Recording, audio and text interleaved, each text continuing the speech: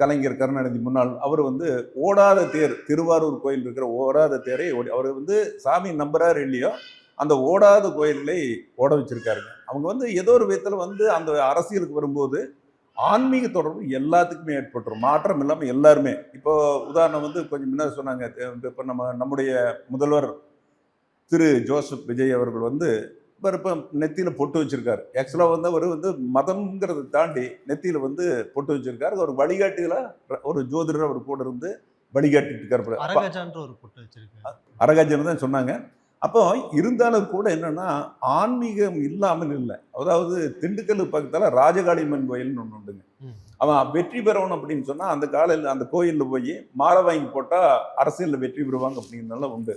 ஆன்மீகத்தில் இப்ப நீங்க அத்தனை பேருமே ஆன்மீகத்து அரசியல் இருக்கிறவங்க பூராமே கையில் கயிறு கட்டுறதுல இருந்து எல்லாமே வந்து ஆன்மீகத்துக்குள்ள போகாம அல்லது ஜோதிடத்துக்குள்ள வராம இருக்கக்கூடிய வாய்ப்புகள் 200% இல்லை. இப்ப இருந்த அந்த காலத்துல உதாரணம் வந்து ஹிட்லரே சொல்லுவாங்க. ஹிட்லர் வந்து ஒரு சாதாரண சிப்பாய். அவர் வந்து ஆன்மீகம், ஜோதிடம், மாந்திரிகம் இதெல்லாம் கலந்த கலவையில வச்சு அவங்கள வச்சுதான் அவர் வந்து ஒரு பெரிய ஒரு சாம்ராஜ்யத்துக்கு ஒரு பெரிய ஆளானாரு அப்படிங்கிற ஒரு விஷயமெல்லாம் இருக்கு எல்லாருமே. அப்ப வந்து ஒரு துணை போறது என்ன அப்படின்னு கேட்டீங்கன்னா ஆன்மீகம் துணை போகுது. உதாரணம் வந்து மறைந்த முதல்வர் ஜெயலலிதா அவர்கள் வந்து குச்சனூர்னு சொல்லி ஒரு கோயில் உண்டு. தேனி மாவட்டத்தில் குச்சனூருங்கிற அங்கே ரோடு போக்குவரத்துக்கெல்லாம் வழி இல்லாமல் இருந்தது. அந்த சனிபான் கோயிலுக்கு வந்து ரோடு போட்டு எல்லாம் அதையெல்லாம் பண்ணாங்க.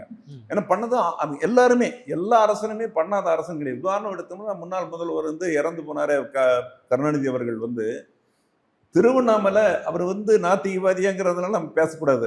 திருவண்ணாமலையில் வந்து அந்த காலத்துல வந்து 80க்கு முன்னால் பூரா கல் ரோட கிடந்தது.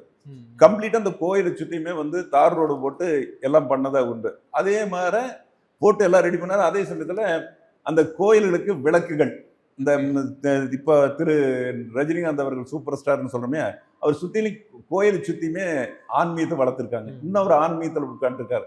அப்போ ஒருத்தன் வாழ்க்கையில் ஜெயிக்கிறதுக்கு வந்து ஆன்மீகம் தான் 100% 200% வழிகாட்டுது. அவன் வெற்றி பெறணும்னா ஆன்மீகம் தேவை. இப்படி ஆன்மீகம் இல்லாமல் அரசியல் இல்லவே இல்லை. யாருமே அப்படி ஜெயிச்சதே கிடையாது. எனக்கு இப்போ நீங்க வரலாறு நீங்க எடுத்து பாருங்க, எல்லாருமே கையில் போயிட்டு இருக்காங்க. சோமநாதர் கோயில் வந்து மிகப்பெரிய அந்த காலத்து இந்து மன்னன் கஜினி முகமது போட்டு சண்டை போட்டான்னு சொல்றாங்க. ஆனா இருந்தாலும் அந்த மன்னன் வந்து 18 தடவை வந்து 17 தடவை வந்து கஜினி முகமது வராமல் தடுத்தார். அந்த கோயிலை வச்சுதான் அவர் அந்த கொள்ளையடிக்கிறதுக்கு வந்த எல்லாமே கோயில் சம்பந்தமானதான் வந்தாங்க. இது வேற மாலிக் கபூர் இந்தியா தமிழ்நாடு இந்தியா எல்லாமே கொள்ளையடிக்க வந்தாங்க. இதெல்லாமே கோயிலையும் கொள்ளையடிச்சாங்க. ஆனா அதே சமயத்துல ஆன்மீகத்துக்குள்ள பூதாமே நல்லதோ கெட்டதோ எதுவுமே நடந்ததான வரலாறு கிடையாது.